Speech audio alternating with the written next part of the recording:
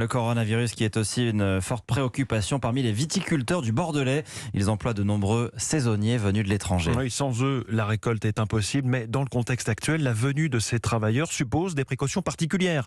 À quelques jours des premiers coups de sécateur, à Bordeaux, les explications du correspondant d'Europe 1, Stéphane Place. Disposer de la main-d'œuvre suffisante pour récolter le raisin et au bon moment, il ne faut pas louper le coche, n'est plus le seul défi à relever ici pour les viticulteurs. Ces derniers jours, le Conseil interprofessionnel du vin de Bordeaux, dont Fabien Bova est le directeur, a vu remonter toutes les interrogations liées au risque de contamination durant ces vendanges. Pour septembre, les chiffres sur la Gironde sont à peu près de 14 000 personnes qui viendront en plus des travailleurs qui y sont déjà. Donc il faut proposer des dispositifs qui sont efficaces. D'où ce plan que les autorités sont en train d'élaborer avant l'arrivée de ces milliers de saisonniers. Martin Guespero est le préfet délégué pour la sécurité et la défense en Gironde. De la prévention, c'est-à-dire port du masque, de l'isolement, et de l'autre côté, on propose des tests où on ira au-devant d'eux-mêmes sur les lieux de travail pour qu'ils fassent ces tests. Vous savez comme moi que des travailleurs étrangers ne s'arrêtent pas en général quand ils ont un petit rhume. Sauf qu'un petit rhume, cette fois-ci, peut être le signe annonciateur d'un Covid. C'est pour ça que nous voulons les tester dès lors qu'il y a un premier symptôme, fût-il faible. C'est des tests pris en charge par l'État. Même quand on est étranger en France, c'est gratuit quand on va se faire tester. Des équipes mobiles qui se déplaceront dans tout le département pour effectuer des tests de dépistage, des contrôles aussi